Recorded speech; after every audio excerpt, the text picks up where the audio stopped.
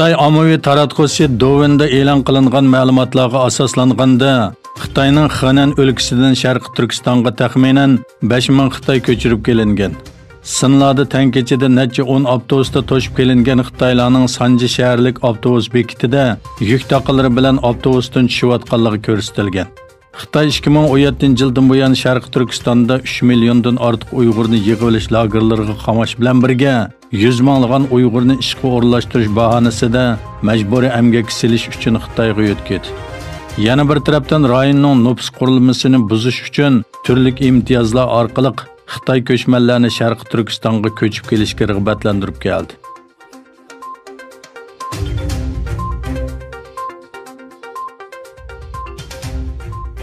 Sharqiy Turkistonning Qashqar shahridagi donliq e'tiqod jamiasining darvozasidagi oyatlar yozilgan lavhaning Xitoy doiralari tomonidan ilib etilganligi o'tirg'i chiqdi.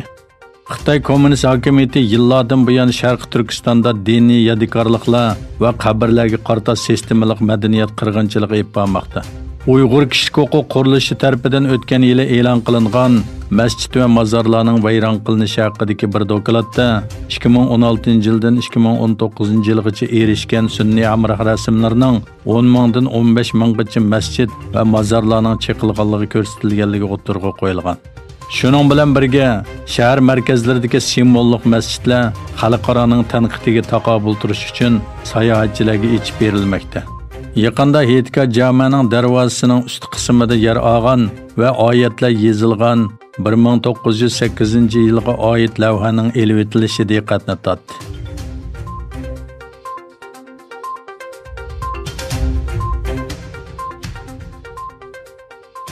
Angliya Tashqi ishlar ministri Dominic Raab, Avstraliya Tashqi ishlar ministri Maurice Payne, Kanada Tashqi ishlar ministri Franco Philip Champagne va Amerika Tashqi ishlar ministri Mike Pompeo payshanba kuni birlashma bayonot e'lon qilib, yana bir qatim Beijingning Hong Kongda davlat bexatarlik qonuniga yo'l qo'yish qaroriga qarata chunqur andish qiladiganligini bildirdi. Hong Kongning gullanishi va muqimligining xalqaro jamiyatning uzun muddatli manfaati uchun intayin muhim ekanligi ta'kidlangan bayonotda biz Xitoy hukumatini Hong Kong alayda ma'mur rayonlik hukumat va Hong Kong xalqi bilan hamkorlashib ikki taraf qabul qila oladigan murassa qilish chorasini izlab hal qilish yo'li bilan Xitoy Angliya Birlashma Xitobnomasidagi xalqaro majburiyatlarni ado qilishiga kafolatlik qilishga chaqiramiz deyildi. Xitoy o'tirg'i qo'ygan bexatarlik qonuni Beijingga Hong Kongda bevosita tekshirish elib berish huquqi beradi.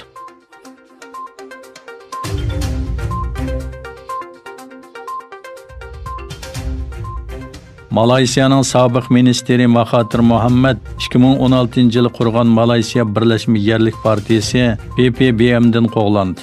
Mazkur partiya tomonidan e'lon qilingan yozma bayonotda aytilishicha, 18 mart o'tkazilgan favqulodda parlament yig'inida boshqa partiya a'zolari bilan birga o'ltirmag'achqa sobiq bosh ministr Mahathir va PPBM a'zolari Muhriz Mahathir, sobiq tantarbiya ministri Said Sodiq, Amuriddin Hamza va sobiq ma'rif ministri Masizli Malik qatorliqlarning a'zolik salohiyati bekor qilingan. Mahathir Mohamad ilgari 2017-yili Birlashma Malaysiya Milliy Tashkiloti OMNOdagi chiriklik satchilik qarta partiyasidan istifa bergan va shu yil bir qancha kishi bilan Malaysiya Birlashma Yerlik partiyasini qurgan. Mahathir 23 fevral boshlangan va bosh ministrlikdan istifa bergan hukumat krizisidan keyin partiyaning rahbarligidan istifa bergan hamda 6-oyda o'tkazilmoqchi bo'lgan qurultoydan ilgari nomzodlik ko'rsatilgan edi.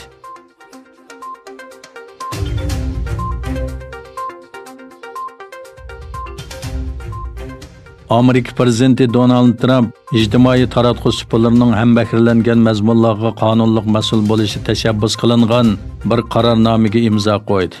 Trump imzo qo'yish marosimida so'z qilib, farmonda internet shirkatlarining abonentlari o'rtoqlashgan mazmunga mas'ul qilmaydigan qonunga tuzatish kirgizishning oldin mo'ljallanganligini bayon qildi va ijtimoiy aloqa supularining hozir supullarda elib berilgan tekshirish va hambahrilanishga mas'ul bo'lish kerakligini ta'kidladi.